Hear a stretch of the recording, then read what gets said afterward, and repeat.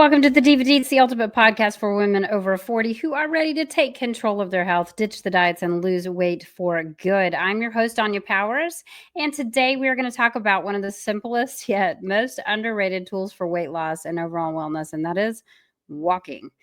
Why walking is a game changer for women over 40 is really important to understand.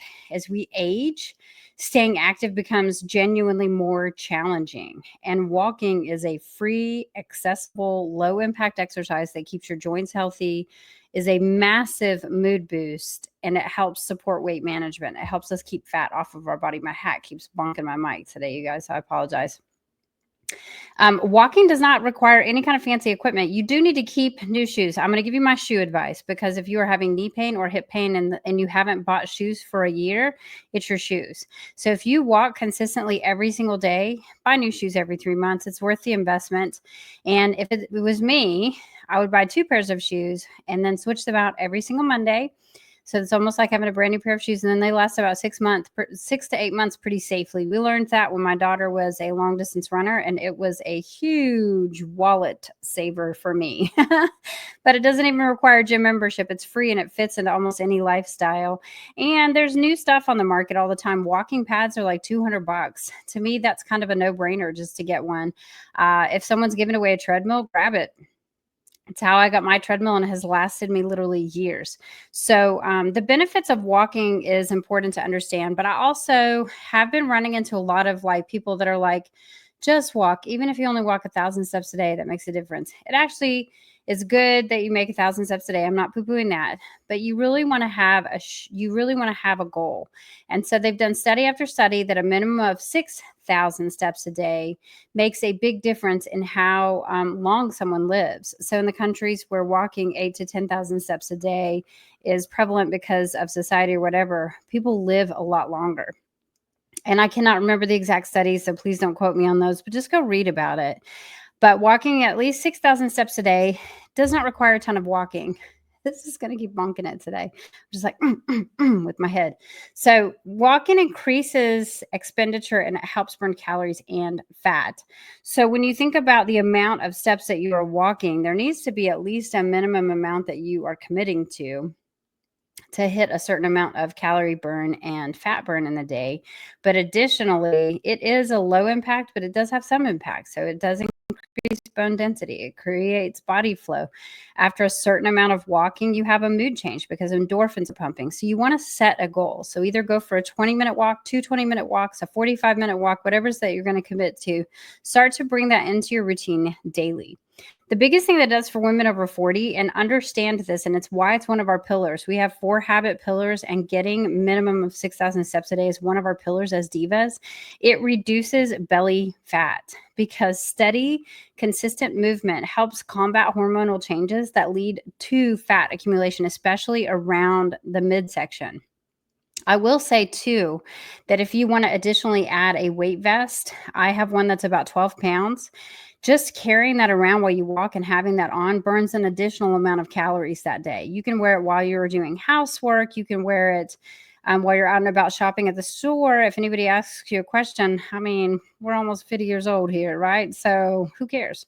It's an opportunity to burn just a few extra more calories, and it helps you shift your weight down just a little bit faster. So it's a great addition to your world. They usually have them this time of year everywhere you go because they are popular this time of year. So the other thing that walking does for me is if I'm in a bad mood, that's the first thing that I do is I go for a walk. Or I'll just like, if me and my husband get in a fight, that's the first thing that we do together. We go for a walk. We may not talk until 30 minutes into the walk, but it helps improve mood and it helps reduce stress. In fact, walking with my husband every day when the weather is warm and it's light later, because we can't do it when it gets dark so early because of what time he gets home from work. Those are my favorite moments of my day, because sometimes outside of talking to you guys on podcasts, doing lives on Facebook and Instagram, and shooting reels, I'm not really necessarily talking to other human beings. And so it's a big relief to have someone to talk to. And the walks is a safe space for us. And it's something that I really enjoy.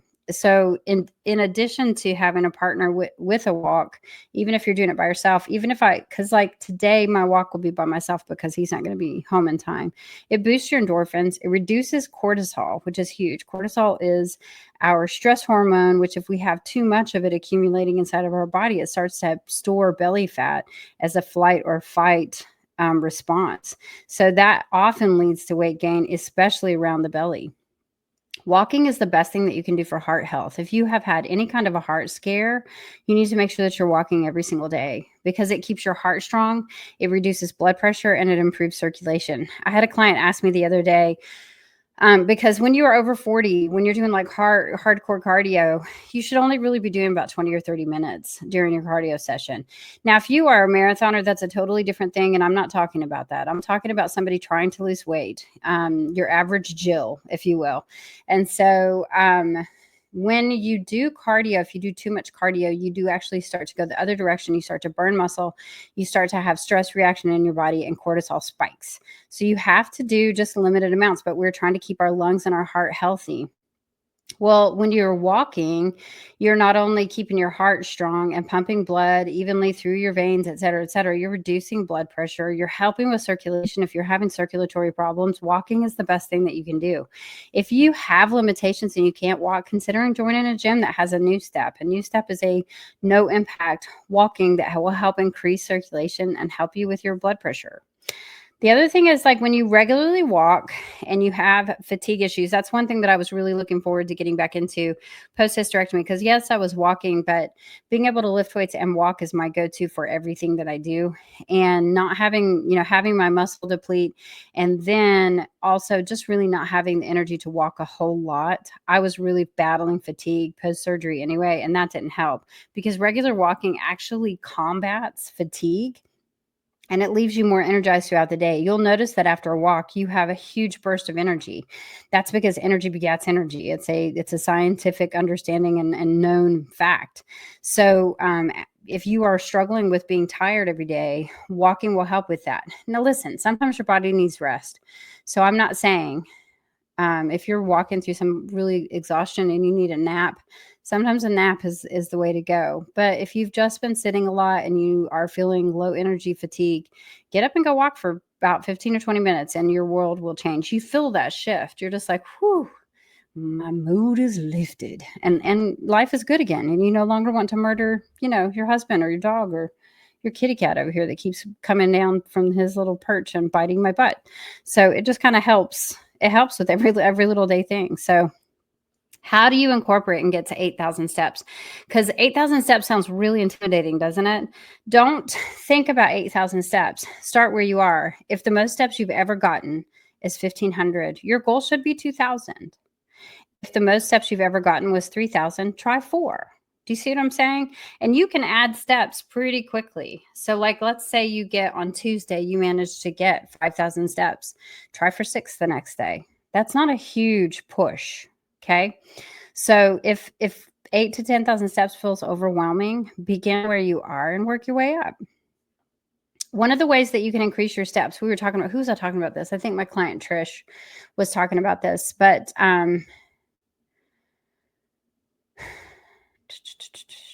no, it was BJ. It was one of my clients, BJ. I think was talking about, no, maybe it wasn't her. No, I think it was Trish. Anyway, take the stairs instead of the elevator. That's a simple fix. Abby parks as far away as she possibly can. In fact, when we come out of yoga, when she comes to my yoga classes, I'm like, girl, you are so far away. But that's how she incorporates extra steps into her day. Just a very practical way to get extra steps. So if you know you're going to go shopping, park far away. First of all, that's going to protect your car because all the lazy people are like, I'm not parking all the way out there. But it's going to give you some extra steps. And then use your time wisely.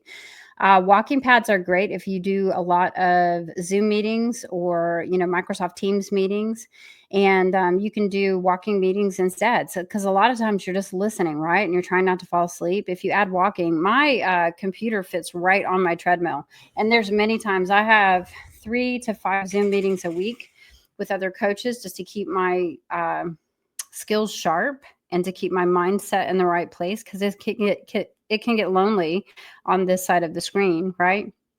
I use those walking meetings or I use those Zoom meetings as walking meetings. And I also walk during phone calls many times. If my daughter wants to talk, she is pregnant and she's in the last trimester. And so sometimes a quick, what I'm thinking is going to be a 5-minute phone call turns into an hour and a half phone call. So both of us will walk. She'll get her mile walk in and I'll go get a walk in as well.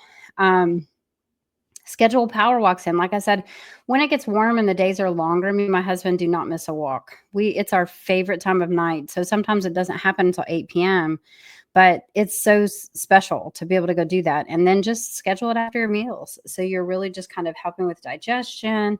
You're taking down any kind of stress of the day and just laying it down finally. And it does help with sleep at night. So I encourage you to use a fitness tracker or an app to monitor steps. Hey, listen, I got an Aura ring and I cannot wait to talk about that on the podcast. I will say my one feedback from Aura was that they should recommend that you size up, because I got my exact size and it was just too small with the little prongy things. So we ended up having to return it, and I'm waiting for my other Aura ring to come in, because it's one of those things that it helps you to have something to track, right? So I have an Apple Watch. I've used Fitbit. I've used all the things, but it does help to have just kind of a monitor. Are they 100% accurate? No, but does it give you a ballpark of your activity level? Yes.